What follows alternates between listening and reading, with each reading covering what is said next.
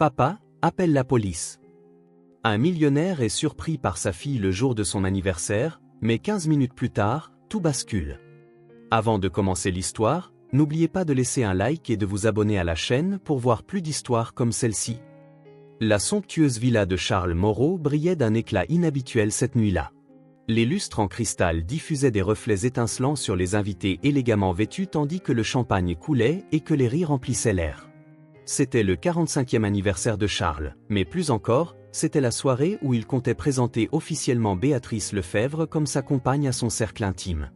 Charles, un homme d'affaires respecté dans toute la France pour son intégrité et sa vision, se sentait au sommet du monde.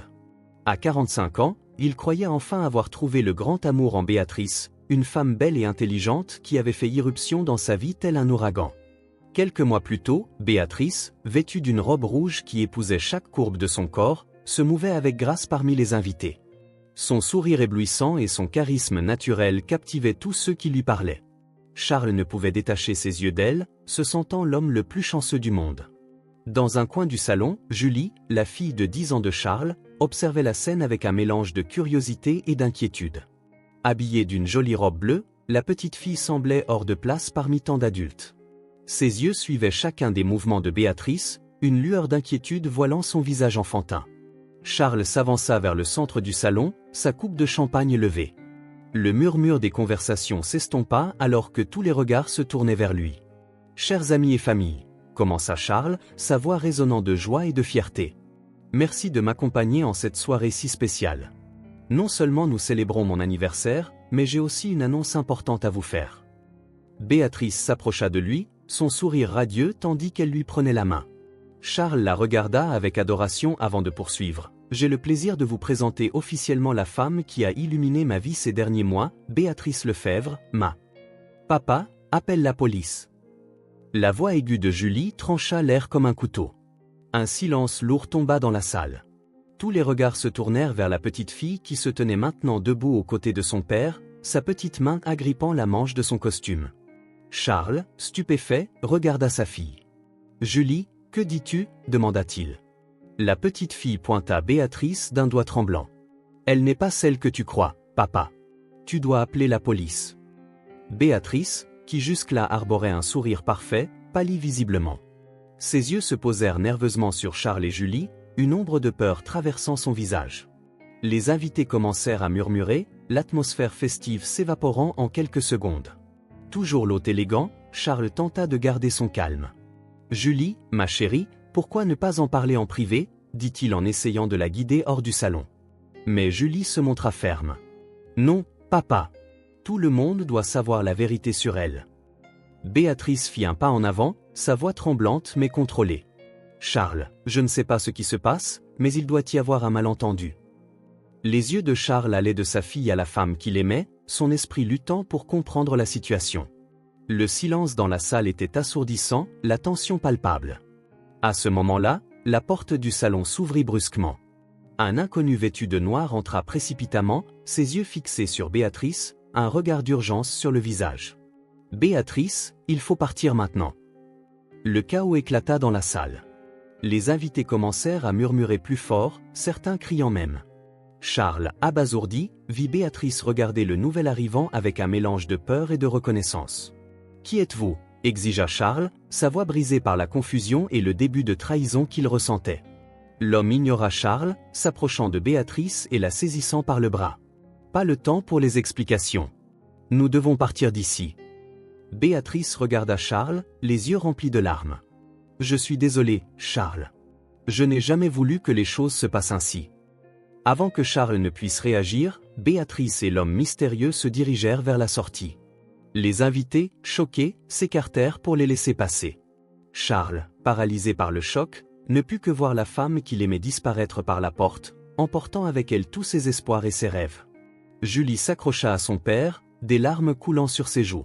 La fête d'anniversaire, censée être une soirée de célébration et d'amour, s'était transformée en le début d'un mystère menaçant de détruire tout ce que Charles croyait savoir sur sa vie et son cœur. Les jours qui suivirent cette fête désastreuse furent un tourbillon de douleur pour Charles. La villa, autrefois pleine de rires et d'attentes, semblait désormais un mausolée de rêves brisés. Charles s'enferma dans son bureau, ignorant les appels de ses amis inquiets et de ses associés. Julie, pour sa part, se débattait entre la culpabilité d'avoir ruiné la fête de son père et la certitude d'avoir fait ce qu'il fallait. La petite fille passait des heures assise devant la porte du bureau de Charles, attendant le moment où il serait prêt à entendre ce qu'elle savait. C'est au 3e jour que Charles émergea enfin de son isolement imposé, les traits tirés et le visage marqué par l'épuisement. Il s'assit auprès de sa fille dans le salon principal. « Julie, » commença-t-il d'une voix rauque, « il faut que tu me dises tout ce que tu sais sur Béatrice. » La petite prit une grande inspiration avant de commencer son récit. « Il y a une semaine, papa, j'ai vu Béatrice parler, c'était le même homme que celui de la fête ou quelqu'un d'autre. Ils se disputaient et j'ai entendu Béatrice dire quelque chose comme mettre fin à tout en te parlant. » Charles sentit son cœur se serrer encore davantage. « Pourquoi tu ne m'as rien dit avant, ma chérie ? » « J'avais peur, papa, » répondit Julie, les larmes aux yeux. « Je voulais être sûre, mais quand j'ai vu comment elle te regardait. » Charles prit sa fille dans ses bras, reconnaissant pour son courage et en même temps tourmenté par les implications de sa révélation. Qui était réellement Béatrice et que voulait-elle dire par « mettre fin à tout » ? Déterminé à découvrir la vérité, Charles engagea un détective privé. Les jours se transformèrent en semaines pendant qu'il attendait des réponses. Chaque nuit, il revisita obsessionnellement chaque moment passé avec Béatrice, cherchant les signes qu'il avait pu ignorer. Un mois après la fête, le détective arriva avec un dossier épais. Charles l'ouvrit, les mains tremblantes, et ce qu'il découvrit à l'intérieur le glaça. Béatrice Lefebvre n'était pas celle qu'elle prétendait être. Son vrai nom était Isabelle Leroy, et elle avait un passé de fraude contre des hommes riches dans plusieurs régions de France. Photographies, rapports de police et témoignages de victimes précédentes dressaient le portrait d'une femme impitoyable, prête à manipuler et tromper pour obtenir ce qu'elle voulait. Charles se sentit malade. Chaque moment tendre, chaque promesse murmurée, chaque plan pour l'avenir, tout n'était qu'un mensonge. La femme qu'il croyait aimer n'existait pas. Mais ce n'était pas tout. Le détective avait découvert des liens entre Béatrice Isabelle et un réseau criminel bien connu, spécialisé dans le blanchiment d'argent. Les implications étaient claires. Charles n'avait pas seulement été la cible d'une escroquerie amoureuse, mais il aurait aussi pu être utilisé comme pion dans un stratagème criminel bien plus vaste. En processant cette information dévastatrice, Charles ne put s'empêcher de penser à sa femme défunte, la mère de Julie. Que penserait-elle de tout cela ? Comment avait-il pu être si aveugle, si naïf ? Mais au milieu de sa douleur et de sa confusion, une nouvelle détermination commença à naître en lui. Non seulement pour lui, mais pour Julie et pour la mémoire de sa femme. Il devait aller au fond des choses, il devait découvrir toute la vérité, aussi douloureuse soit-elle. Avec le dossier en main, Charles prit une décision. Il ne pouvait plus se fier uniquement à son cœur, il devrait utiliser toute son intelligence et ses ressources pour démêler cette toile de mensonges. Et si Béatrice, ou plutôt Isabelle, pensait pouvoir simplement disparaître après avoir détruit sa vie, elle se trompait lourdement.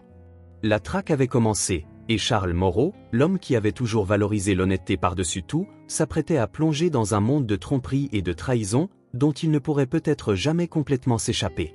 Tandis que Charles poursuivait son enquête personnelle, sans le savoir, il était observé.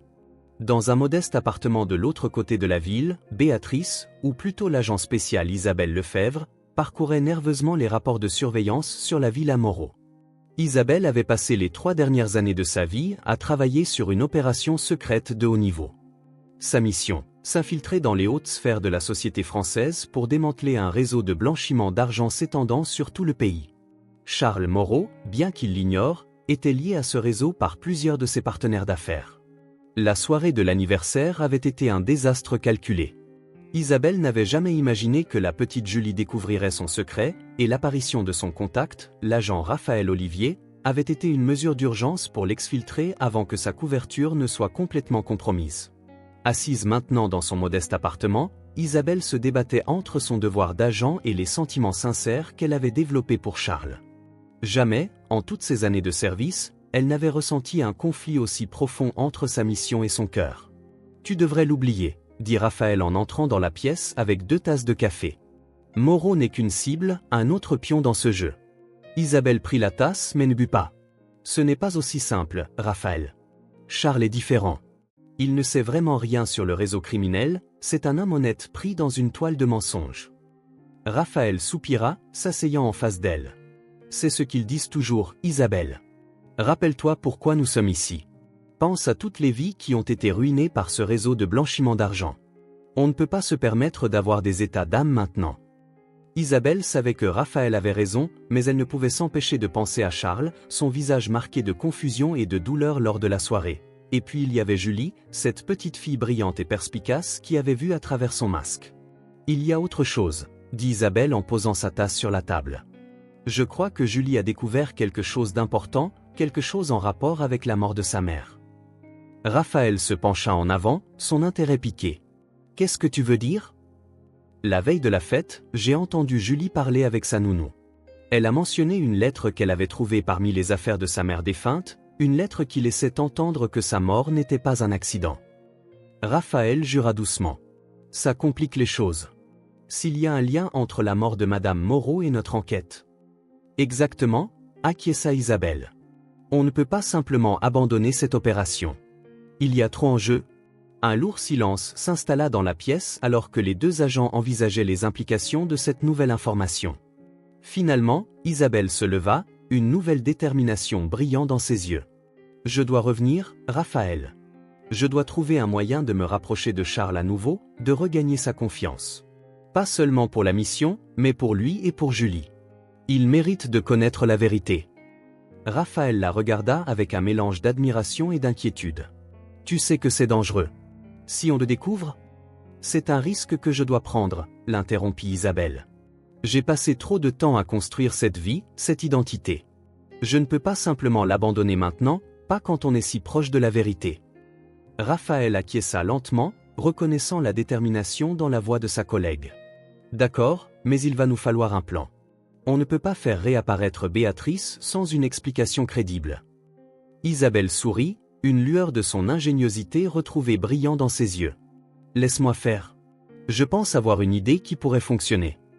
Alors que les deux agents commençaient à élaborer leur nouveau plan, Isabelle ne put s'empêcher de penser à Charles et à Julie. La culpabilité de les avoir trompés pesait sur elle, mais elle ressentait également une résolution renouvelée. Cette fois, elle se le promit, il n'y aurait plus de mensonges. Elle trouverait un moyen de les protéger et de mener à bien sa mission, quel qu'en soit le coût personnel. Ce qu'Isabelle ignorait, c'est que ces actions allaient bientôt déclencher une série d'événements qui ébranleraient les fondements de la société française et mettraient à l'épreuve non seulement sa loyauté en tant qu'agent, mais aussi sa propre loyauté personnelle. 2 semaines après la conversation entre Isabelle et Raphaël, Charles se trouvait dans son bureau, examinant des documents financiers d'un œil fatigué. L'enquête sur Béatrice et ses liens criminels possibles l'avait conduit à passer en revue chaque aspect de ses affaires, à la recherche de la moindre irrégularité qui aurait pu lui échapper. Soudain, son assistante entra précipitamment. « Monsieur Moreau, quelqu'un est ici pour vous voir, il dit que c'est urgent. » Charles fronça les sourcils. Il n'attendait aucune visite. « Qui est-ce » Avant que l'assistante ne puisse répondre, une silhouette familière apparut à la porte. Charles se leva d'un bond, son cœur battant à tout rompre. « Béatrice » murmura-t-il, incrédule. Elle était là, aussi belle qu'il s'en souvenait, avec une expression de détermination qu'il n'avait encore jamais vue sur son visage. « Charles, dit-elle, sa voix tremblant légèrement, je sais que tu dois me détester. Mais il faut que tu m'écoutes. Ta vie et celle de Julie pourraient être en danger. » Charles lutta entre la colère, la confusion et une lueur d'espoir qu'il ne pouvait totalement éteindre. « Pourquoi devrais-je croire un seul mot de ce que tu dis ?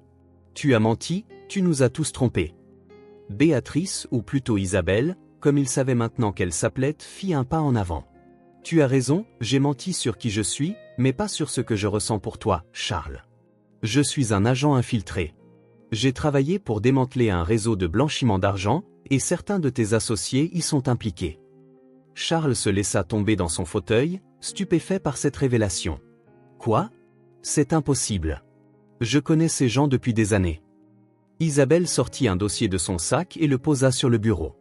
« Voici les preuves. Transactions suspectes, réunions secrètes, tout est documenté.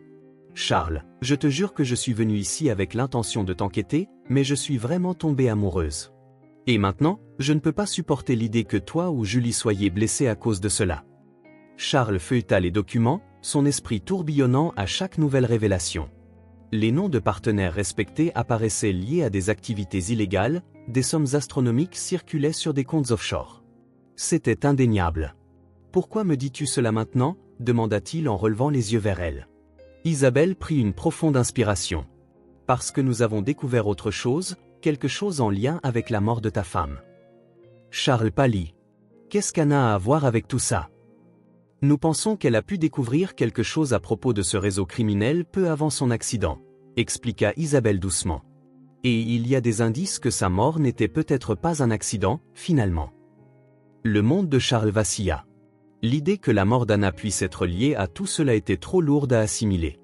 Il se leva et marcha jusqu'à la fenêtre, ayant besoin d'un moment pour assimiler toutes ces informations. « Charles, » dit Isabelle en s'approchant de lui. « Je sais que je n'ai aucun droit de te demander quoi que ce soit, mais j'ai besoin de ton aide.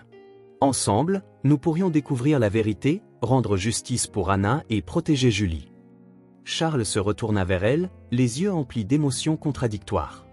Comment savoir que ce n'est pas encore un mensonge ? Comment pourrais-je te faire confiance après tout ce qui s'est passé ? Isabelle le regarda droit dans les yeux. Je ne te demande pas de me faire aveuglément confiance. Je te demande de regarder les preuves, d'enquêter par toi-même si nécessaire. Et si, après cela, tu penses encore que je mens, je remettrai toutes les informations aux autorités et je disparaîtrai de ta vie pour toujours. Un long silence s'installa, Charles réfléchissant à ses options. Finalement, il prit la parole. Si ce que tu dis est vrai, si Anna a été assassinée, j'ai besoin de le savoir. Pour Julie, et pour moi. Mais cela ne veut pas dire que je te pardonne, ni que j'ai pleinement confiance en toi. Isabelle se sentit soulagée, bien qu'elle sache que le chemin serait ardu. Je comprends, et je te promets que cette fois, il n'y aura plus de secret entre nous. Alors que Charles et Isabelle discutaient des détails de ce qu'ils savaient et de ce qu'ils devaient découvrir, aucun des deux ne réalisa que Julie, venue voir son père dans son bureau, écoutait toute la conversation depuis le couloir. Ses grands yeux reflétaient surprise et peur. Silencieusement, elle s'éloigna, son esprit en ébullition. Elle possédait des informations qui pouvaient tout changer, mais à qui pouvait-elle désormais confier ses secrets ? Julie se faufila hors du bureau de son père, le cœur battant à tout rompre. La conversation qu'elle venait d'entendre confirmait ses pires craintes tout en éveillant de nouvelles questions. Elle se dirigea silencieusement vers sa chambre, fermant la porte derrière elle. Une fois seule, Julie s'approcha de son bureau et ouvrit le tiroir secret qu'elle avait aménagé avec l'aide de sa nounou, Martine. Elle en sortit une boîte à chaussures usées, remplie de souvenirs de sa mère. D'une main tremblante, elle sortit une lettre froissée du fond de la boîte. La lettre, écrite par sa mère, Anna, peu avant sa mort, était adressée à un certain Pierre, un nom que Julie ne connaissait pas. Dans cette lettre, Anna exprimait son inquiétude quant à certaines activités suspectes qu'elle avait remarquées dans les entreprises de Charles, mentionnant des noms et des montants que Julie ne comprenait pas tout à fait, mais qui, après avoir entendu Béatrice ou Isabelle, comme elle s'appelait apparemment, commençaient à prendre un sens nouveau et inquiétant. Julie s'assit sur son lit, serrant la lettre contre elle. Devait-elle montrer cela à son père ou à Béatrice ? Et qui était ce Pierre ? Un léger coup frappé à la porte interrompit ses pensées. « Julie, ma chérie, tu es là ?» C'était la voix de Martine, sa nounou. « Entre, Martine » répondit Julie rapidement, cachant la lettre sous son oreiller. Martine entra, le visage inquiet. « Je t'ai vu courir dans le couloir, tout va bien ?» Julie hésita. Martine avait été comme une seconde mère pour elle depuis le décès d'Anna et avait toujours été sa confidente. Mais cette fois, c'était différent. « Martine » commença Julie en choisissant soigneusement ses mots, « tu connaissais bien maman, n'est-ce pas ?» Martine s'assit à côté de Julie, passant un bras réconfortant autour de ses épaules. « Bien sûr, ma chérie. Ta mère et moi étions très proches. » Julie prit une profonde inspiration. « Tu as déjà entendu parler de quelqu'un nommé Pierre ?» Martine se tendit visiblement, et Julie ne put s'empêcher de le remarquer. « Pierre ? Non, ce nom ne me dit rien. Pourquoi cette question ?» La petite fille étudia le visage de Martine, remarquant le léger tremblement dans sa voix. Pour la première fois, Julie se demanda si elle pouvait vraiment faire confiance à sa nounou. « Rien, juste une curiosité, » mentit Julie. « J'ai entendu ce nom quelque part et je me demandais si c'était un ami de maman. » Martine força un sourire. « Eh bien, ta maman avait beaucoup d'amis, c'est peut-être l'un d'eux. Mais maintenant, que dirais-tu de descendre goûter ? J'ai fait tes biscuits préférés. » Julie acquiesça, laissant Martine la guider hors de la chambre, mais ses pensées étaient bien loin des biscuits. Elle était maintenant convaincue que Martine savait plus qu'elle ne le disait, ce qui ajoutait une nouvelle couche de mystère à la situation. Pendant ce temps, dans le bureau de Charles, la conversation entre lui et Isabelle continuait. « Comment pouvons-nous être sûrs que personne d'autre n'est impliqué ?» demanda Charles, passant une main dans ses cheveux avec frustration. Isabelle le regarda sérieusement. « Nous ne le pouvons pas. C'est pourquoi nous devons être extrêmement prudents. Nous ignorons jusqu'où s'étend ce réseau, ni qui d'autre pourrait y être impliqué. » Charles acquiesça, son esprit tournant à toute vitesse. « Nous avons besoin d'un plan. On ne peut pas simplement accuser mes associés sans preuves concrètes. »« Je suis d'accord, » répondit Isabelle. « Je propose que nous travaillions ensemble pour recueillir plus de preuves. J'ai mes ressources en tant qu'agent, et tu as un accès direct aux opérations de l'entreprise. À nous deux, nous pourrions découvrir la vérité. » Charles la regarda, toujours tiraillé par ses sentiments contradictoires à son égard. « Et pour Julie? Comment la garder en sécurité au milieu de tout ça ?» Isabelle s'approcha, posant doucement une main sur le bras de Charles. « Nous la protégerons. Je te le promets. En fait, je pense que nous devrions l'impliquer jusqu'à un certain point. C'est une fille intelligente et observatrice, elle a peut-être remarqué des choses que nous avons laissées passer. » Charles considéra l'idée un instant. « Peut-être as-tu raison, mais je ne veux pas l'exposer à aucun danger. »« Bien sûr que non, » acquiesça Isabelle. « Nous serons prudents. Mais Charles, il y a autre chose que tu dois savoir.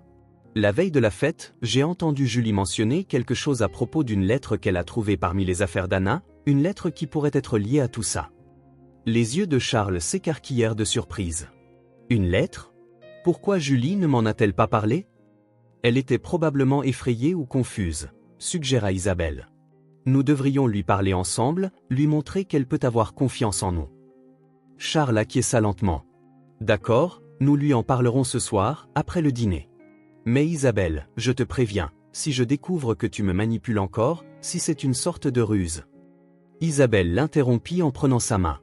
Non, Charles. Cette fois, je suis complètement honnête avec toi. Nous sommes dans le même camp.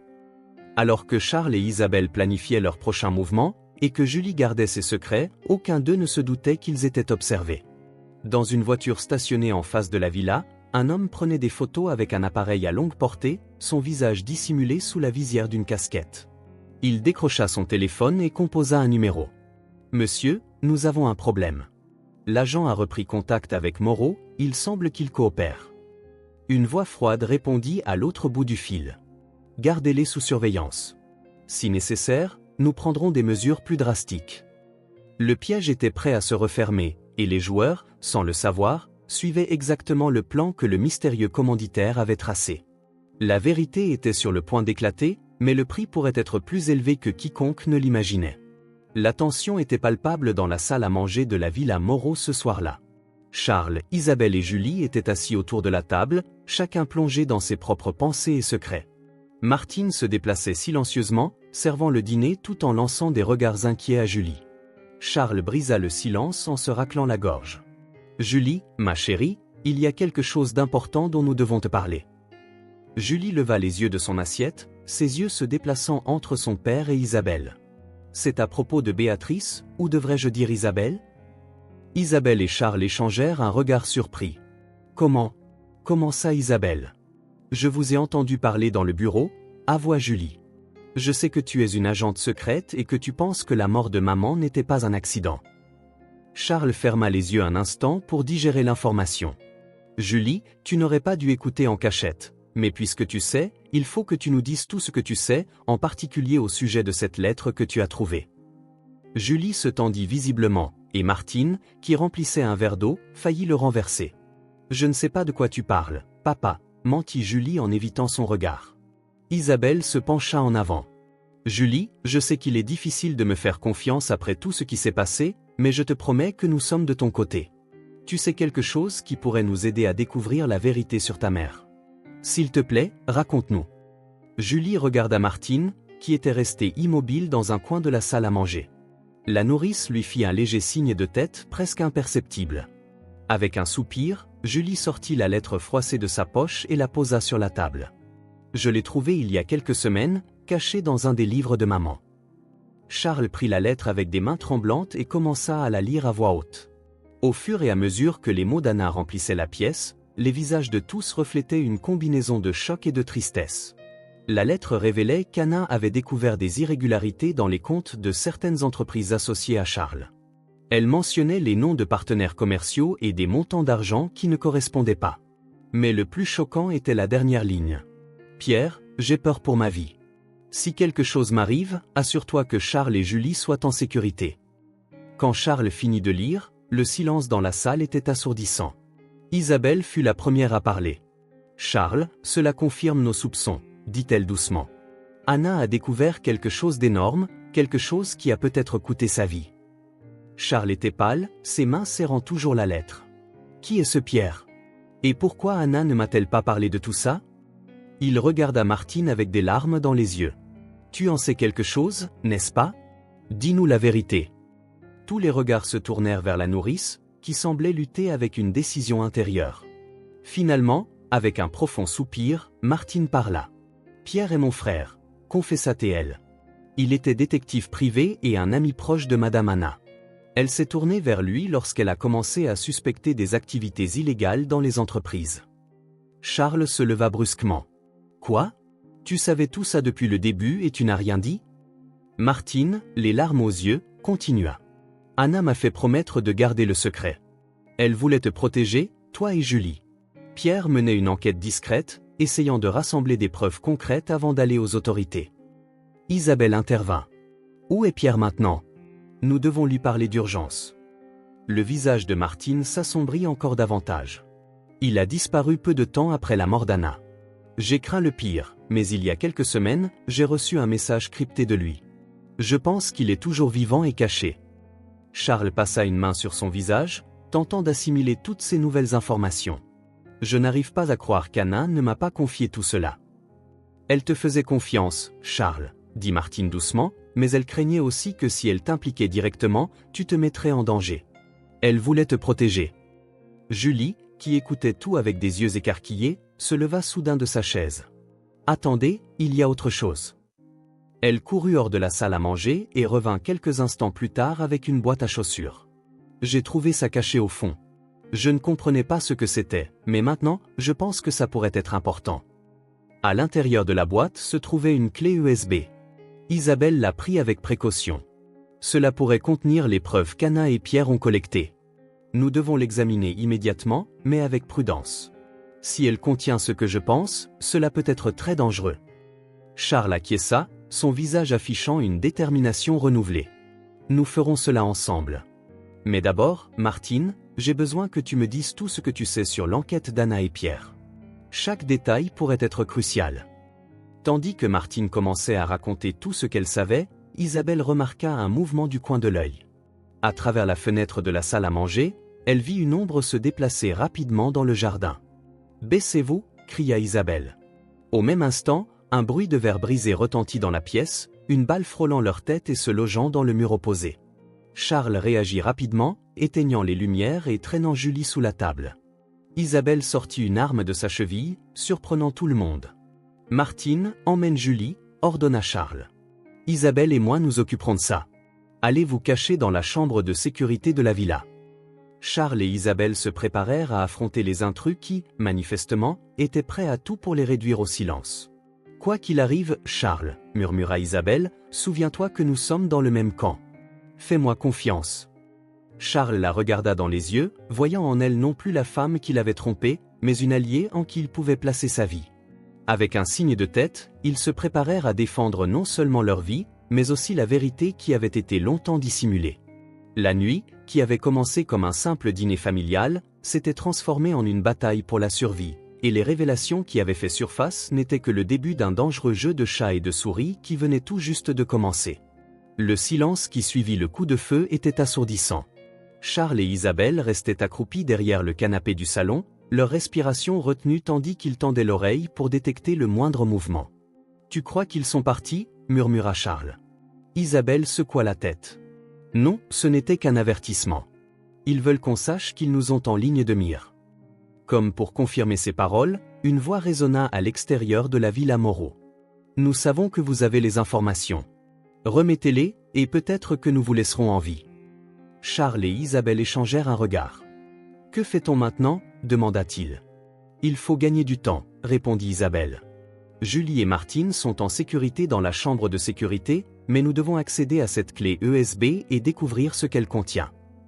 Charles acquiesça. Mon bureau. J'ai un coffre dissimulé derrière un tableau.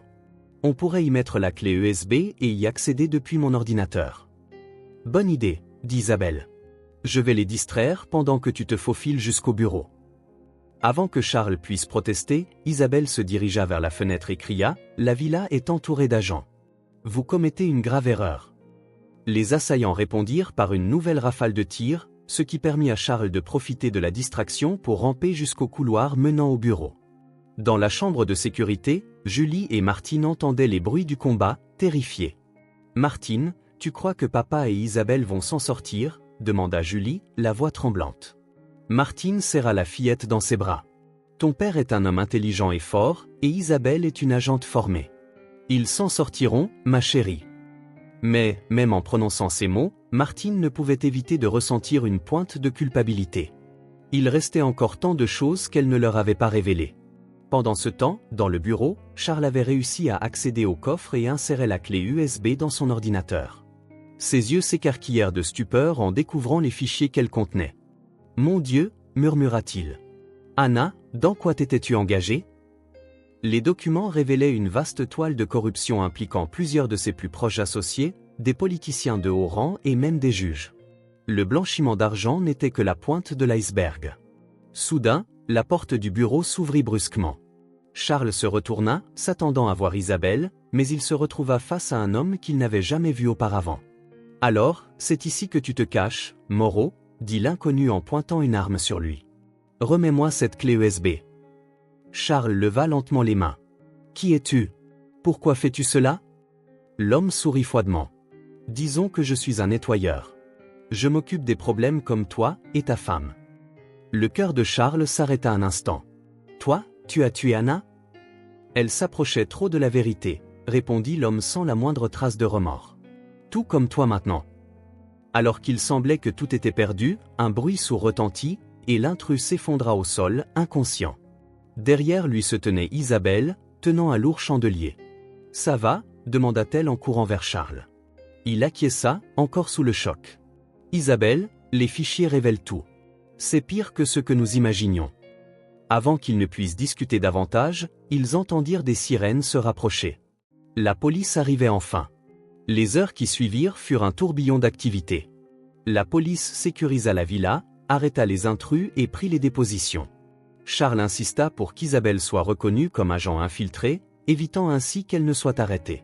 Lorsque le calme revint enfin, Charles, Isabelle, Julie et Martine se réunirent dans le salon, épuisés mais soulagés. « Que va-t-il se passer maintenant ?» demanda Julie, s'accrochant à la main de son père. Charles regarda Isabelle. « Nous avons les preuves. Nous pouvons exposer tout le réseau de corruption mais ce sera dangereux, compléta Isabelle. Beaucoup de gens puissants vont tomber. » Martine, qui était restée silencieuse jusque-là, prit la parole. « Il y a autre chose que vous devez savoir. » Tous les regards se tournèrent vers elle, pleins d'attente. « Pierre est vivant. Et il est ici, en ville. » La révélation tomba comme une bombe. Charles se leva d'un bond. « Quoi? Où est-il? Pourquoi n'a-t-il pas pris contact avec nous ?» Martine sortit un téléphone portable de sa poche. « Il m'a contacté il y a quelques heures, quand tout cela a commencé. Il est prêt à nous rencontrer, mais il a des conditions. » Isabelle prit le téléphone. « Dis-lui que nous acceptons. Nous avons besoin de toute l'aide possible. » Pendant que Martine faisait l'appel, Charles regarda Isabelle et Julie. « Ce n'est pas encore fini. En fait, je pense que cela ne fait que commencer. » Isabelle acquiesça, prenant la main de Charles. « Mais cette fois, nous sommes ensemble dans cette affaire, tous. » Julie, observant les adultes autour d'elle, ressentit une étrange combinaison de peur et de détermination. « Nous allons découvrir la vérité sur maman, n'est-ce pas ?» Charles serra sa fille dans ses bras. « Oui, mon amour. Et nous allons faire en sorte que justice soit rendue. » Alors que la nuit cédait la place à l'aube, le groupe se préparait pour le prochain chapitre de leur dangereuse aventure. La vérité était à portée de main, mais le chemin pour y arriver était semé de dangers et de secrets encore à révéler. Le soleil commençait à peine à se lever à l'horizon lorsque Charles, Isabelle, Julie et Martine quittèrent la ville, suivant les instructions de Pierre. Il se dirigeait vers une vieille usine abandonnée, un endroit assez discret pour une rencontre clandestine. « Es-tu sûr que nous pouvons lui faire confiance ?» demanda Charles à Martine en conduisant prudemment. Martine acquiesça. « Pierre est mon frère. Il a pu être absent, mais je sais qu'il a de bonnes intentions. Il voulait nous protéger tous. » Isabelle, assise à côté de Charles, observait constamment les environs. « Même ainsi, nous devons être prêts à toute éventualité. Nous ignorons qui d'autre pourrait nous surveiller. » Depuis la banquette arrière, Julie observait le paysage qui passait du milieu urbain à des zones industrielles. « Vous croyez que l'oncle Pierre sait plus de choses sur maman ?» Charles regarda sa fille dans le rétroviseur, le cœur serré face à l'espoir et la crainte qui brillaient dans ses yeux. « J'espère que oui, ma chérie. J'espère vraiment. » Finalement, ils arrivèrent à l'usine abandonnée. L'endroit semblait désert, avec des fenêtres brisées et des graffitis recouvrant les murs extérieurs. Avec précaution, le groupe s'approcha de l'entrée principale. « Attendez ici, » dit Isabelle en sortant son arme. « Je vais jeter un œil d'abord. » Mais avant qu'elle ne puisse avancer, une voix résonna dans l'ombre. « Ce ne sera pas nécessaire, agent. » Un homme émergea lentement de derrière une colonne. Il était grand, avec des cheveux sombres parsemés de gris et une barbe de plusieurs jours. Ses yeux fatigués mais alertes parcoururent le groupe avant de se fixer sur Martine. « Petite sœur, » dit-il avec un léger sourire. « Ça fait longtemps. » Martine courut vers lui, le serrant dans ses bras. « Dieu merci, tu vas bien. » Charles fit un pas en avant. « Monsieur Pierre, nous avons beaucoup de choses à discuter. » Pierre hocha gravement la tête. « Oui, Charles, bien plus que tu ne l'imagines. Mais d'abord, entrons. Ce n'est pas sûr de rester à découvert. » Le groupe suivit Pierre à l'intérieur de l'usine, jusqu'à un petit bureau à l'arrière, où il avait installé une sorte de base d'opérations improvisée, des documents couvrant les murs. « Je suis ce réseau depuis des années, » expliqua Pierre en s'asseyant. Anna a été la première à suspecter que quelque chose n'allait pas dans les entreprises associées à Charles. Quand elle est venue me voir, elle n'avait aucune idée de l'ampleur de ce que nous allions découvrir. Isabelle intervint. Les fichiers sur la clé USB ont révélé un réseau de corruption massif. Quoi d'autre sais-tu ? Pierre soupira lourdement. Le réseau est encore plus vaste que ce que suggéraient ces fichiers. Des politiciens, des juges, des hommes d'affaires, tous sont impliqués. Le blanchiment d'argent n'est qu'une partie. Il y a aussi du trafic d'influence, des pots de vin et même des assassinats. Charles sentit son sang se glacer. Anna a été assassinée à cause de ça ? Pierre acquiesça lentement. Oui. Elle a découvert quelque chose de grand, quelque chose qui aurait pu exposer toute l'opération. J'ai essayé de la prévenir, de lui demander de rester à l'écart, mais elle était déterminée à découvrir la vérité. Julie, qui écoutait en silence, prit la parole d'une voix tremblante. Qui a fait du mal à maman ? Les adultes échangèrent des regards inconfortables. Pierre s'agenouilla devant Julie, sa voix douce mais ferme. Julie, ta mère était une femme courageuse et juste. Elle voulait te protéger, toi et ton père. La personne responsable de sa mort fait partie de ce réseau criminel. Mais je te promets que nous ferons tout ce qui est en notre pouvoir pour qu'elle soit traduite en justice. Charles serra sa fille dans ses bras, luttant contre ses propres larmes. Isabelle, pendant ce temps, s'approcha des cartes et des documents accrochés au mur. « Pierre, qu'est-ce que tout cela ?» demanda-t-elle en montrant une série de photographies reliées par des fils rouges. Pierre se leva et rejoignit Isabelle devant le mur. C'est le résultat de plusieurs années d'enquête. Chaque photo, chaque document est une pièce du puzzle. Mais le centre de tout, le cerveau derrière cette opération, c'est cet homme. Il désigna une photographie au centre du tableau. Charles s'approcha, son visage pâlissant en reconnaissant l'image. « Ce n'est pas possible, » murmura-t-il. « C'est Rodrigo Vascogne, mon plus ancien associé. Mon meilleur ami. » Pierre hocha gravement la tête. « Je suis désolé de te l'apprendre, Charles, mais Rodrigo manipule tes entreprises depuis des années pour ses propres objectifs illégaux. Anna a découvert cela, et cela lui a coûté la vie. » Le silence qui suivit cette révélation fut assourdissant. Charles s'assit lourdement, le monde vacillant autour de lui. Isabelle posa une main réconfortante sur son épaule. « Que fait-on maintenant ?» demanda Martine, rompant le silence. Pierre se dirigea vers une table dans un coin et sortit un dossier. « J'ai un plan, mais il est risqué. Avec les informations que nous avons et celles que vous avez apportées sur la clé USB, nous pouvons exposer tout le réseau. Mais il faut agir rapidement et avec précision. Isabelle prit le dossier et commença à le parcourir. C'est impressionnant. Tu as pensé à tout. Presque tout, corrigea Pierre. Il nous manque une dernière pièce, et elle se trouve dans le coffre-fort de Rodrigo Vascogne. C'est un livre de comptes qui détaille toutes les transactions illégales des 10 dernières années. Charles se leva, une nouvelle détermination dans le regard. Je peux le récupérer. Rodrigo a confiance en moi. Je peux entrer dans son bureau sans éveiller de soupçons. C'est trop dangereux, protesta Isabelle. Si Rodrigo se doute de quelque chose, je dois le faire, insista Charles. Pour Anna, pour Julie, pour tous ceux qui ont souffert de cette corruption. C'est ma responsabilité. Pierre considéra sa proposition un moment. Cela pourrait fonctionner, mais il nous faudra un plan de soutien. Isabelle, peux-tu contacter ton agence? Nous aurons besoin de soutien officiel lorsque tout éclatera. Isabelle acquiesça. Je vais le faire, mais je devrais être prudente. Nous ignorons jusqu'où s'étend la corruption. Julie, qui avait écouté en silence, s'approcha de son père. Papa, j'ai peur. Et si quelque chose tournait mal? Charles s'agenouilla devant elle, prenant ses petites mains dans les siennes.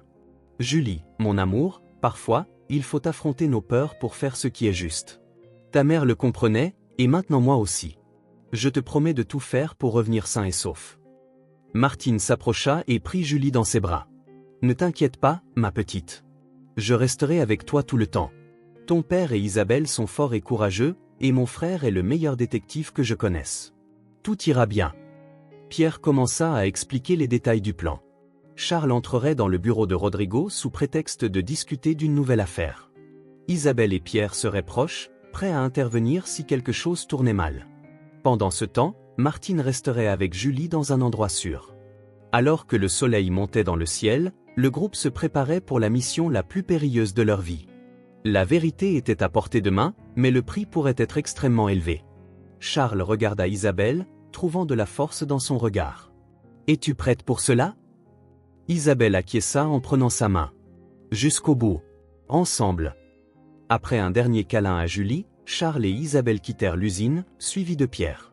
Le destin de beaucoup de personnes dépendait du succès de leur mission, et le temps leur était compté. Alors que le groupe se dispersait, personne ne remarqua la silhouette sombre qui les observait à distance, parlant à voix basse au téléphone. « Monsieur Vasconcelos, nous avons un problème. Moreau connaît la vérité et vient vous chercher. » L'imposant immeuble des entreprises Vasconcelos se dressait fièrement contre le ciel bleu du matin. Charles, vêtu de son plus beau costume, entra dans le hall d'un pas décidé, dissimulant les nerfs qui menaçaient de le trahir. « Bonjour, monsieur Moreau », le salua la réceptionniste avec un sourire. « Monsieur Vasconcelos vous attend dans son bureau. » Charles hocha la tête, forçant un sourire. « Merci, Martine. J'y vais tout de suite. » En montant dans l'ascenseur, Charles revoyait mentalement le plan. Entrer, distraire Rodrigo, accéder au coffre, récupérer le livre de comptes. Cela paraissait simple, mais il savait que tout pouvait mal tourner. Dans la rue, face à l'édifice, Isabelle et Pierre attendaient dans une voiture de location, surveillant la situation via un micro caché dans la cravate de Charles. « Tu penses qu'il va y arriver ?» demanda Isabelle, la voix tendue par l'inquiétude. Pierre gardait les yeux fixés sur l'entrée du bâtiment. Charles est intelligent, et Rodrigo a confiance en lui. S'il y a bien quelqu'un qui peut réussir, c'est lui. Pendant ce temps, dans un petit appartement de l'autre côté de la ville, Martine tentait de distraire Julie avec des jeux de société, mais la fillette ne cessait de regarder l'horloge. « Quand papa va-t-il revenir ?» demanda Julie pour la 1e fois. Martine la serra fort dans ses bras. « Bientôt, ma chérie. Ton père est très courageux et il fera tout pour revenir vers toi. » De retour à l'immeuble Vasconcelos, Charles atteignit le dernier étage et prit une profonde inspiration avant d'entrer dans le luxueux bureau de Rodrigo. « Charles, mon vieil ami !» s'exclama Rodrigo en se levant pour l'accueillir avec une accolade. « À quoi dois-je le plaisir de ta visite ?» Charles répondit à l'accolade, luttant contre la nausée que lui provoquait le contact avec l'homme qui avait ordonné la mort d'Anna. « Rodrigo, j'ai une proposition d'affaires que tu ne pourras pas refuser, » dit-il, forçant l'enthousiasme dans sa voix. Alors que Charles commençait à décrire un faux projet d'expansion, son esprit travaillait à toute allure, cherchant une occasion d'accéder au coffre caché derrière le tableau qu'il connaissait si bien. Dans la voiture, Isabelle et Pierre écoutaient attentivement la conversation. « Il s'en sort bien », murmura Pierre. Rodrigo semble mordre à l'hameçon. Mais juste au moment où tout semblait se dérouler comme prévu, la porte du bureau s'ouvrit brusquement. 3 hommes armés entrèrent, braquant leurs armes directement sur Charles. « Que signifie cela » exigea Charles, feignant la surprise. Rodrigo se leva lentement, son visage se transformant en un masque de cruauté froide. « Charles, tu pensais vraiment que je n'apprendrais pas ta petite enquête ? Tu me déçois, mon ami. » Le cœur de Charles sombra. Ils étaient tombés dans un piège. Dans la voiture, Isabelle et Pierre échangèrent des regards horrifiés. « Merde !» s'écria Isabelle en sortant son arme. « Nous devons entrer. »« Attends !» dit Pierre en lui saisissant le bras. « Si tu entres maintenant, ils nous tueront tous. Nous avons besoin d'un nouveau plan. » À l'intérieur du bureau, Rodrigo s'approcha de Charles, qui restait immobile, conscient des armes pointées sur lui. « Tu sais, Charles, je t'ai toujours considéré comme un frère, » dit Rodrigo, sa voix chargée de fausse tristesse. « Même quand ta chère Anna a commencé à mettre son nez où elle ne devait pas, j'ai essayé de te protéger. Mais maintenant, tu es allé trop loin. » Charles le fixa directement, laissant toute sa colère et sa douleur se refléter dans son regard. « Tu l'as tué, Rodrigo. Ma femme, la mère de ma fille. Comment as-tu pu ?» Rodrigo haussa les épaules avec indifférence. « Les affaires sont les affaires, Charles. Anna est devenue un obstacle, alors j'ai dû l'éliminer. Et maintenant, je crains de devoir faire de même avec toi. » À cet instant, le bruit des sirènes emplit l'air. Rodrigo fronça les sourcils et s'approcha de la fenêtre. « On dirait que nous avons de la compagnie inattendue, » murmura-t-il. Charles profita de cette distraction momentanée. D'un mouvement rapide, il se jeta sur Rodrigo, le renversant. Les gardes, surpris, mirent un instant à réagir suffisamment pour que Charles atteigne le bureau et appuie sur le bouton d'alarme. Le chaos s'installa dans le bureau, les gardes tentant de maîtriser Charles tandis que Rodrigo criait des ordres. La porte s'ouvrit brusquement à nouveau, révélant Isabelle et Pierre, armes en main. « Police ! Tout le monde à terre !» cria Isabelle, sa voix résonnant avec autorité. Les minutes qui suivirent furent un tourbillon d'action. Rodrigo tenta de fuir, mais Pierre le maîtrisa avant qu'il ne puisse atteindre une porte secrète derrière une étagère. Les gardes, dépassés en nombre par les renforts policiers qui arrivaient, se rendirent. Lorsque la poussière retomba, Charles se retrouva assis dans une ambulance, se faisant soigner par un ambulancier. Isabelle s'approcha, son visage mêlant soulagement et inquiétude. « Ça va ?» demanda-t-elle en prenant sa main. Charles acquiesça, encore sonné par les événements. « Oui, ça va. Rodrigo est-il en détention ?»« Oui, » confirma Isabelle. « Et nous avons récupéré le livre de comptes. Pierre l'a trouvé dans le coffre pendant que nous sécurisions les lieux. » Charles laissa échapper un soupir de soulagement. « Alors, c'est fini ?» Isabelle sourit doucement. « La partie la plus dangereuse, oui. Mais il reste encore beaucoup à faire. Démanteler tout ce réseau prendra du temps. »« Papa !» La voix de Julie retentit dans l'air. La fillette courut vers lui, suivie de près par Martine. Charles serra sa fille dans ses bras, laissant enfin couler les larmes qu'il retenait. « Julie, mon amour, je suis là. Je suis en sécurité. » Alors que la famille se retrouvait, Pierre s'approcha, son visage sérieux mais satisfait. « Nous avons réussi, Charles. Anna serait fière de toi. » Charles regarda autour de lui cette famille étrange qui s'était formée au milieu du chaos et du danger. Isabelle, la femme qui était entrée dans sa vie par un mensonge, mais qui était devenue son plus grand soutien. Pierre, l'homme qui avait risqué sa vie pour la vérité. Martine, loyale jusqu'au bout, et Julie, sa courageuse fille, la vivante mémoire d'Anna et de tout ce pour quoi il s'était battu. « Oui, » dit-il enfin, un léger sourire se formant sur ses lèvres. « Nous avons réussi. Mais j'ai l'impression que ce n'est que le début. » Alors que les sirènes continuaient de retentir et que les journalistes commençaient à affluer sur les lieux, le groupe resta uni, se préparant pour le long chemin qui les attendait.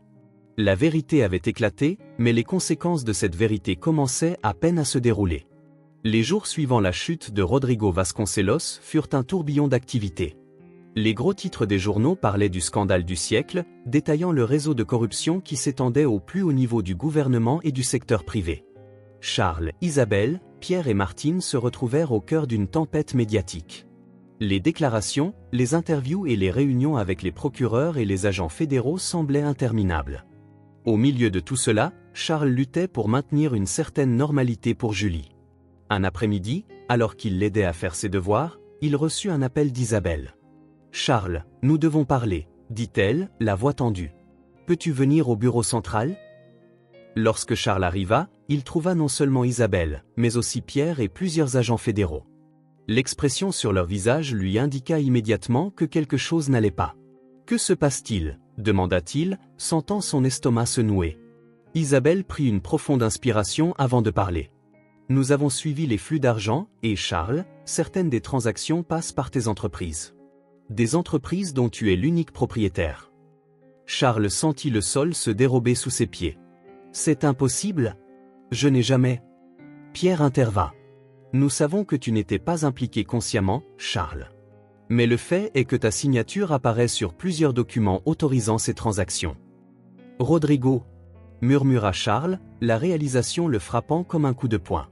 « Il a dû falsifier ma signature. » Isabelle acquiesça. « C'est très probable.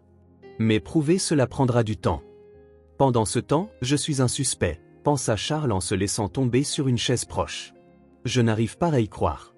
Après tout ce que nous avons traversé. Après avoir perdu Anna ?» Isabelle s'agenouilla devant lui, prenant ses mains. « Charles, je te promets que nous ferons tout pour prouver ton innocence. Mais nous avons besoin que tu coopères pleinement avec l'enquête. » Pierre ajouta, « Ça va être difficile, mon ami. Les médias vont devenir fous en apprenant cela, et tes actifs seront probablement gelés durant l'enquête. » Charles ferma les yeux, sentant le poids du monde peser sur ses épaules. « Que vais-je dire à Julie ?»« La vérité, » répondit Isabelle doucement. « Elle est intelligente. Elle comprendra que nous luttons pour blanchir ton nom. » Les jours suivants furent un cauchemar pour Charles. Comme Pierre l'avait prédit, les médias se retournèrent contre lui. De héros qui avaient contribué à exposer la corruption, il fut rapidement présenté comme un potentiel complice. Les caméras le pourchassaient chaque fois qu'il sortait de chez lui, et les gros titres spéculaient sur sa culpabilité. Julie, fidèle à sa nature, resta aux côtés de son père. « Je sais que tu es innocent, papa, » lui dit-elle une nuit en le serrant fort. « Et nous allons le prouver. » Martine aussi resta loyale, prenant soin de la maison et protégeant Julie du pire de l'attention médiatique. « Nous surmonterons cela ensemble, » assura-t-elle à Charles, comme une famille. Pendant ce temps, Isabelle et Pierre travaillaient sans relâche pour trouver des preuves qui disculperaient Charles. Ils passèrent en revue des milliers de documents, interrogèrent des dizaines de témoins et suivirent chaque piste, aussi petite soit-elle. Ce fut au cours d'une de ces longues nuits d'enquête qu'Isabelle fit une découverte cruciale. « Pierre, regarde ça !» s'exclama-t-elle en montrant une série de transactions sur son écran. Pierre se pencha par-dessus son épaule, parcourant rapidement les chiffres. Cela pourrait être exactement ce dont nous avons besoin. Les transactions montraient un schéma cohérent. Chaque fois qu'une opération illégale était réalisée en utilisant les entreprises de Charles, il y avait un transfert correspondant vers un compte offshore au nom de Rodrigo Vasconcelos. « C'est comme s'il laissait des miettes derrière lui, » murmura Isabelle. « Mais pourquoi ?» demanda Pierre en fronçant les sourcils. Isabelle sourit sombrement. « Rodrigo a toujours été arrogant. Il pensait probablement qu'il ne se ferait jamais prendre et n'a donc pas pris la peine de couvrir complètement ses traces. » Avec cette nouvelle preuve, Isabelle et Pierre se rendirent immédiatement au bureau du procureur. Après des heures de réunion et de délibération, ils obtinrent enfin ce qu'ils recherchaient, une ordonnance pour dégeler les actifs de Charles et une déclaration officielle indiquant qu'il était considéré comme un témoin, et non comme un suspect dans l'enquête en cours. Quand Isabelle arriva chez Charles pour lui annoncer la nouvelle, elle le trouva assis dans le jardin, regardant les étoiles. Julie dormait à l'intérieur, épuisée par des jours d'inquiétude. Charles appela doucement Isabelle. Il se tourna vers elle, et elle put voir la fatigue dans ses yeux. « Isabelle, que fais-tu ici si tard ?» Elle s'assit à ses côtés, un sourire illuminant son visage. « J'ai de bonnes nouvelles. Nous avons trouvé des preuves qui t'innocentent. Le procureur a retiré toutes les suspicions à ton encontre. » Charles la regarda, incrédule, puis avec un mélange de soulagement et de gratitude qui menaçait de déborder. Sans un mot, il la tira dans ses bras pour un étreinte serré. « Merci, » murmura-t-il contre ses cheveux, « d'avoir cru en moi, d'avoir combattu pour moi. » Isabelle recula légèrement pour le regarder dans les yeux. « Charles, nous sommes ensemble dans cette histoire, tu te souviens ?» À cet instant, sous le ciel étoilé, avec le poids des soupçons enfin levé de ses épaules, Charles se rendit compte de quelque chose qu'il avait peut-être toujours su. Il se pencha lentement, laissant à Isabelle le temps de reculer si elle le souhaitait, et l'embrassa doucement. Le baiser était doux et plein de promesses, une nouvelle étape au milieu de tout le chaos qu'ils avaient traversé. Lorsqu'ils se séparèrent, ils souriaient tous les deux, un peu gênés, mais heureux. « Nous devrions entrer », dit finalement Charles. « Je veux annoncer la bonne nouvelle à Julie dès qu'elle se réveillera. » Isabelle hocha la tête, entrelaçant ses doigts avec les siens alors qu'ils rentraient dans la maison. Le chemin à venir serait encore difficile. De nombreuses questions restaient sans réponse, de nombreux fils à démêler dans le réseau de corruption qu'ils avaient découvert. Mais pour la première fois depuis longtemps, l'avenir semblait lumineux et plein d'espoir. Alors qu'ils entraient dans la maison, aucun des deux ne remarqua la silhouette qui les observait depuis l'obscurité de l'autre côté de la rue. Une silhouette qui tenait un téléphone à la main, murmurant « Monsieur, nous avons un problème ». Moreau a été innocenté, et il semble qu'il se soit rapproché de l'agent Lefebvre. La voix de l'autre côté de la ligne répondit avec un grognement de frustration. « Très bien. Il est temps de passer au plan B, préparez tout. Si nous ne pouvons pas détruire Moreau légalement, nous le ferons autrement. » La silhouette raccrocha le téléphone et disparut dans la nuit, laissant derrière elle une menace silencieuse qui planait sur le bonheur retrouvé de Charles et d'Isabelle. Les jours qui suivirent l'innocence de Charles furent un tourbillon d'émotions et d'activités. Les médias, qui l'avaient auparavant crucifié, le présentaient maintenant comme le héros injustement accusé qui avait été blanchi. Les interviews et les déclarations publiques occupaient une grande partie de son temps, mais Charles s'assurait de passer chaque moment libre avec Julie et Isabelle. Un après-midi ensoleillé, alors qu'ils se promenaient dans le parc, Julie courait devant eux, poursuivant des papillons et riant avec une insouciance qu'elle n'avait pas montrée depuis longtemps. « C'est incroyable comme les enfants savent rebondir », commenta Isabelle en l'observant avec tendresse. Charles hocha la tête, serrant doucement la main d'Isabelle. « Oui, c'est impressionnant. Même si je crains que tout cela l'ait affectée plus qu'elle ne le montre. »« Elle est forte, » répondit Isabelle avec un sourire. « Comme son père. » Ils s'arrêtèrent sous l'ombre d'un grand chêne, et Charles se tourna pour regarder Isabelle. « Isabelle, je veux encore te remercier pour tout ce que tu as fait pour moi, pour Julie, pour la mémoire d'Anna. » Isabelle lui sourit, caressant doucement sa joue. « Tu n'as pas besoin de me remercier. Je referai tout sans hésiter. » Ils étaient sur le point de s'embrasser quand le téléphone de Charles sonna, brisant le moment. Il fronça les sourcils en voyant le numéro inconnu, mais répondit. « Allô ? Charles Moreau ?» dit une voix déformée de l'autre côté de la ligne. « J'espère que vous profitez de votre moment de gloire, mais ne vous reposez pas trop sur vos lauriers. Ce n'est pas encore terminé. » Charles se tendit, son visage pâlissant. Isabelle, remarquant le changement, s'approcha avec inquiétude. « Qui êtes-vous ? Que voulez-vous ? » demanda Charles. La voix rit froidement. « Disons que je suis quelqu'un qui connaissait très bien votre chère Anna, quelqu'un qui sait toute la vérité sur sa mort. Si vous voulez en savoir plus, venez seul au quai abandonné ce soir, à 22h.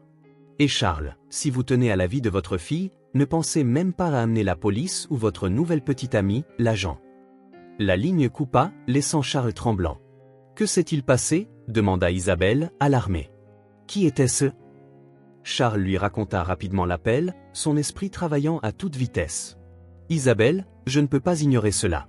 S'ils savent réellement quelque chose sur la mort d'Anna. »« C'est un piège, Charles, » dit Isabelle fermement. « Tu ne peux pas y aller seul. »« Mais ils ont mentionné Julie, » répondit Charles, la voix brisée par l'inquiétude. « Je ne peux pas prendre ce risque. » Isabelle posa ses mains sur ses épaules, le regardant directement dans les yeux. « Écoute-moi. Tu n'es pas seul dans cette affaire. Appelons Pierre, faisons un plan. Je ne te laisserai pas affronter cela seul. » Après s'être assuré que Julie était en sécurité avec Martine, Charles, Isabelle et Pierre se réunirent pour planifier leur prochain mouvement. « C'est clairement un piège, » dit Pierre en marchant de long en large dans la pièce, « mais cela pourrait aussi être notre chance d'attraper celui qui se cache derrière tout ça. » Isabelle acquiesça.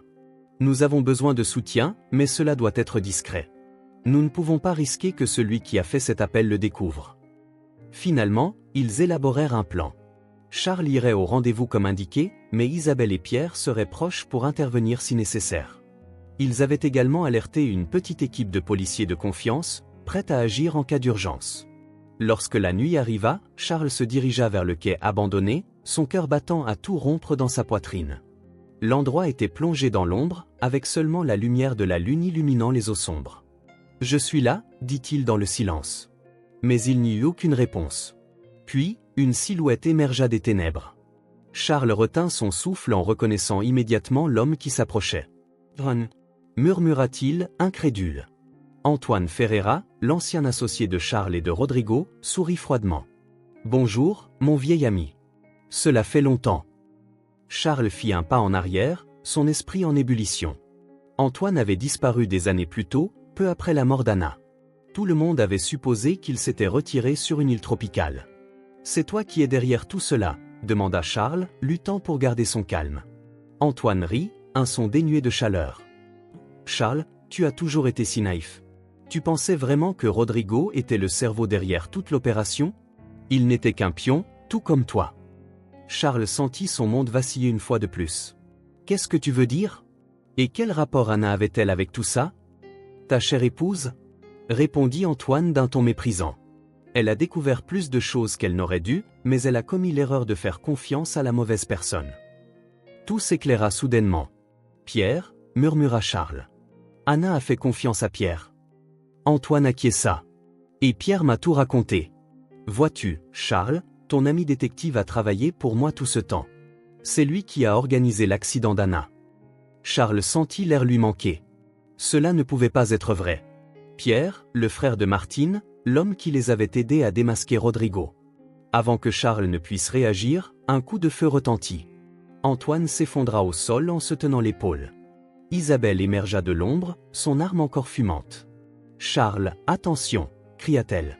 Charles se retourna juste à temps pour voir Pierre s'approcher, une arme à la main. « Je suis désolé, mon ami, » dit Pierre, sa voix froide et distante. « Tu n'aurais jamais dû aller aussi loin. » Le monde sembla se déplacer au ralenti. Charles vit le doigt de Pierre se serrer sur la détente, entendit le cri d'Isabelle, et sentit l'impact lorsque quelque chose ou quelqu'un le poussa au sol. Le son du coup de feu résonna dans la nuit, suivi du chaos lorsque la police fit irruption sur les lieux. Alors que Charles luttait pour se relever, il vit Pierre être maîtrisé par plusieurs agents. Antoine gisait immobile au sol, entouré de secouristes. Et là, dans ses bras, Isabelle était pâle et immobile, une tache sombre s'étendant sur sa chemise. « Isabelle !» cria Charles, sa voix brisée par la panique. « J'ai besoin d'aide ici, vite !» Alors que les ambulanciers se précipitaient vers eux, Charles tenait Isabelle près de lui, murmurant des promesses et des prières. La nuit, qui aurait dû apporter des réponses, n'avait laissé que plus de questions et une terreur écrasante à l'idée de perdre la femme qu'il aimait. Le quai, autrefois silencieux, était désormais empli de sirènes et de voix, et au milieu de tout le chaos, Charles Moreau se raccrochait à Isabelle, priant pour un miracle et jurant qu'il irait jusqu'au bout de cette conspiration pour rendre justice à Anna, à Isabelle, et à tous ceux qui avaient souffert. Le rythme des bips du moniteur cardiaque emplissait la chambre d'hôpital. Charles, avec des cernes profondes et une barbe de plusieurs jours, tenait la main d'Isabelle, ses yeux fixés sur son visage pâle mais serein. 3 jours s'étaient écoulés depuis cette nuit fatidique au quai. Isabelle avait survécu à l'opération, mais elle ne s'était pas encore réveillée.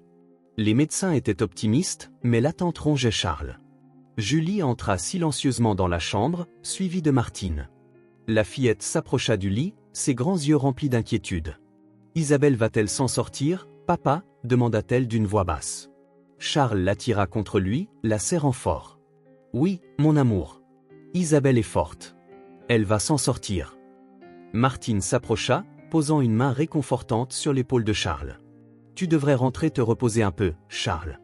Je resterai avec Isabelle. »« Non, je ne peux pas la laisser seule, » murmura-t-il, « pas après tout ce qu'elle a fait pour nous. » À cet instant, un léger mouvement dans sa main attira son attention. Charles se tourna brusquement vers le lit, voyant les yeux d'Isabelle papillonner alors qu'elle tentait de les ouvrir. « Isabelle » murmura-t-il en se penchant vers elle. « Tu es réveillée. Dieu merci. » La voix d'Isabelle, rauque, parvint à peine à sortir. « Julie, vous allez bien ? » « Nous allons bien, grâce à toi, » répondit Charles, les larmes coulant librement sur ses joues. « Tu nous as tous sauvés. » Julie s'approcha du lit et prit l'autre main d'Isabelle. « Isabelle, tu vas mieux maintenant, » dit-elle avec un sourire radieux. Les jours suivants furent un tourbillon de visites de médecins, de policiers et d'avocats. Isabelle se rétablit rapidement, et chaque jour qui passait apportait de nouveaux détails sur la conspiration. Pierre, après avoir été capturé, avait décidé de coopérer en échange d'une réduction de peine. Son témoignage révéla l'ampleur réelle du réseau criminel, qui dépassait tout ce qu'ils avaient imaginé. Une semaine plus tard, Isabelle sortit enfin de l'hôpital.